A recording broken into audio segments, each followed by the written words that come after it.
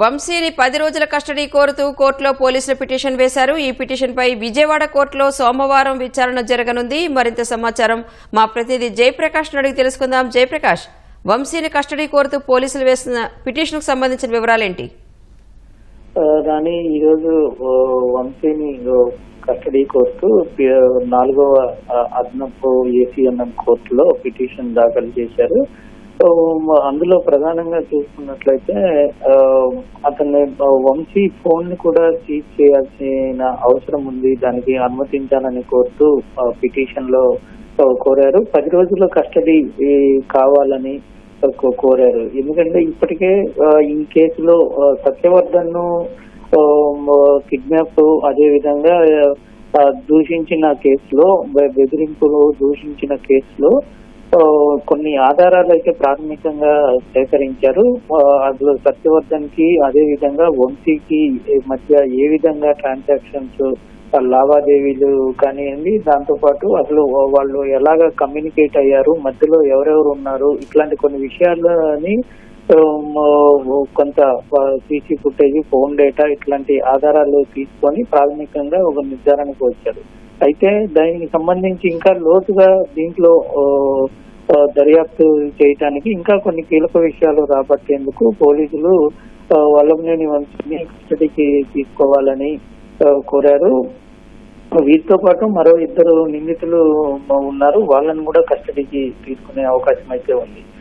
ఇందులో ప్రధానంగా చూసుకున్నట్లయితే ఈ ముగ్గురితో పాటు ఇప్పటి వరకు పోలీసులు నమోదు చేసినటువంటి కేసులు సుమారు 8 మంది నిందితులుగా ఎఫ్ఐఆర్ లో పేర్లు 4 పెట్టినప్పటికీ అందులో అదర్స్ అని పెట్టారు. ఇప్పుడు వంశీతో పాటు అరెస్ట్ అయిన మిగతా 2 A7, A8 గా ఉన్నారు. A1 గా వంశీని పెట్టిన పరిస్థితి అయితే అందులో ఉంది. ఈ A7, A8 సత్యవర్ధన్ ని వైజాగ్ లో తీసుకువెళ్లి ఒక లాడ్జీలో ఉంచి అతను బయటికి ఎక్కడికి పోకుండా, ఎవరితో కలవకుండా ఉండేందుకు వీళ్ళిద్దరూ అక్కడ వాళ్ళ అతన్ని రూమ్ లో పెట్టి బంధించారనేటువంటిది పోలీసులు రిమాండ్ రిపోర్ట్ లో రాయటం, పోలీసులు చెప్పినటువంటి వివరాల ప్రకారంగా ఉంది. అయితే ఆ ఇద్దరిని A7, A8 గా పేర్కొన్నారు.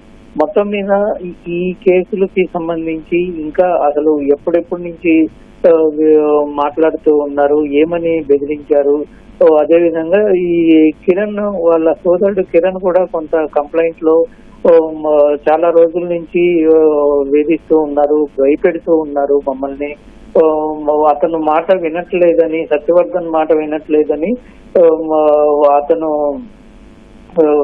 కుటుంబ సభ్యుల్ని కూడా ఇబ్బంది పెట్టేందుకు చంపేస్తానని బెదిరించారు అనేటువంటి విషయాన్ని కూడా ఫిర్యాదులో పేర్కొన్న పరిస్థితి అయితే ఉంది. అంటే ఇట్లాంటి అసలు ఎవరెవరు నేరుగా బెదిరించారు ఏంటి అనే విషయాలు ఇవన్నీ రావాల్సిన అవసరం ఉంది. దీంతో పాటు వంశీతో పాటు ఇంకా ఈ కీలక వ్యక్తులు ఎవరైనా ఉన్నారా ఈ కిడ్నాప్ చేయించేదానికి వెనుక అనేటువంటి విషయాలు రాబట్టాల్సిన అవసరం ఉన్న నేపథ్యంలో ఖచ్చితంగా 10 రోజులు కస్టడీకి తీసుకోవాలని పోలీసులు నిర్ణయించి పిటిషన్ లో కోరారు. దానికి సంబంధించి సోమవారం విచారణ జరిగే అవకాశం అయితే ఉంది.